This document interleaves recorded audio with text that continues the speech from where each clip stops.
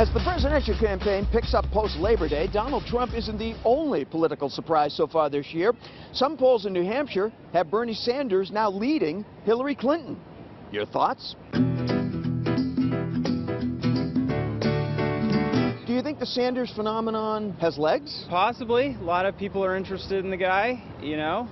He's a senator, seems like a smart guy. I don't think he has a chance, but I wish he did. You wish he did? Yeah, I vote for him. If I thought he could win, I would vote for him. You would? Yeah, I would. Now, if he wins New Hampshire, will your perception of whether or not he could win after that change?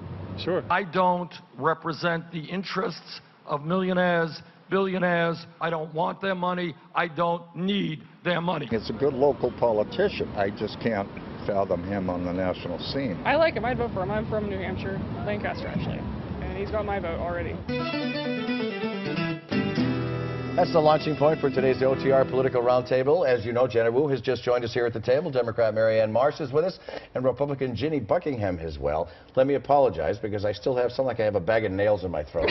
Eventually it will leave. I have no idea when that's going to happen. It's not even winter yet. And it's not even winter yet. I know. So a lot of Hillary Clinton supporters thought Bernie Sanders would be a quick summer fling, but it turns out he's staying for a while and is becoming a real threat.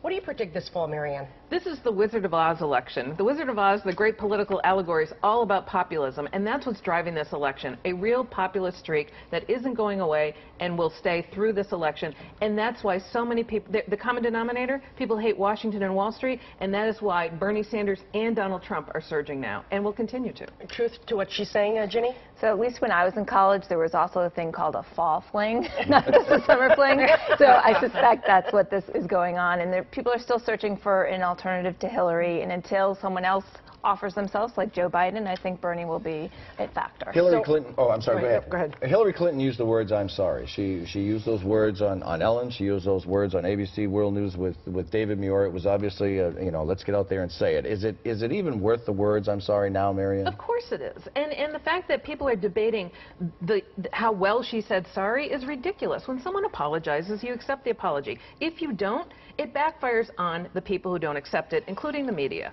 So good for her. She should have done it a little earlier. She did do it. And the fact is, the better she performs, the better she's going to continue to. Is it too little too late, Ginny, or what? Yeah, I think so. So it seemed like someone was pulling strings and making her say the words, a more painful, I'm sorry, I'm not sure I've ever heard. And the questions still continue, and the emails are still going to be dripping out, and this thing is not going away.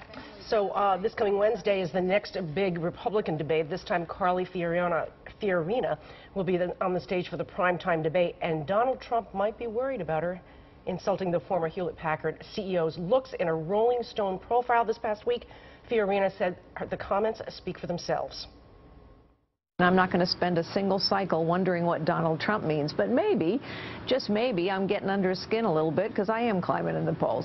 So is she right? Is Trump seeing her as a threat, Ginny?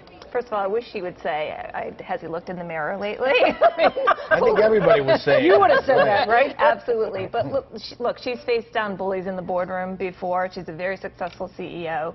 She's not going to be afraid of Donald Trump, and I'm very interested to see how she handles him. Aren't you curious as to see how this debate goes on Wednesday, Marianne? I think we know how it's going to go. It's not going to be Trump versus Fiorina. It's going to be everybody against Trump. And I think the fact is Trump's going to treat them all like a flea to be flicked and continue to rise in the polls. And that's the dynamic here. So none of them stood up to him in the first debate. Now they're all going to gang up on him in this next debate. And I think he's going to handle them pretty well. And voters are going to like that even more. You know, that was skillful. Flea to be flicked. You ripped right through that. That was very good. Boston's Mayor Marty Walsh showing his political hand, saying that he will seek re-election in 2017. The first-term mayor also open to a higher office. Question, Marianne, does Walsh's appeal extend past, 128? Does it go beyond that? I think it could, because look at the coalition that Marty Walsh put together to win the mayor's office. It was labor, it was progressives, and it was also the recovery community. Now, those three elements exist across the state in a very crowded primary, which we've talked about before here, probably 4 people if it's a Senate race. Joe Kennedy, Seth Moulton, Maura Healey, and Marty Walsh. That's a coalition that you can put together statewide. And Ginny, what's your read? I'd be really surprised. I mean, voters, I don't think, want a Boston mayor to be running the state and representing their suburban interests, so I don't see it. Was it strategically a bad mistake as far as politics are concerned to make this put this out there so soon?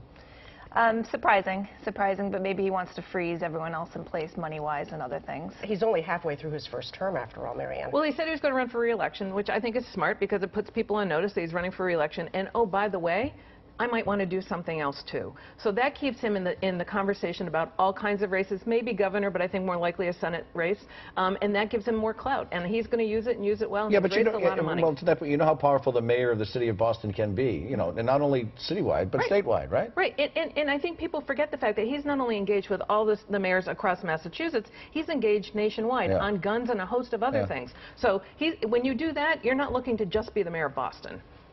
Well, we'll see if Mr. Kerry leaves a Senate seat open for Marty Walsh to look at, won't we? That's the latest rumor. Oh, very interesting. We continue on the record. Stay with us.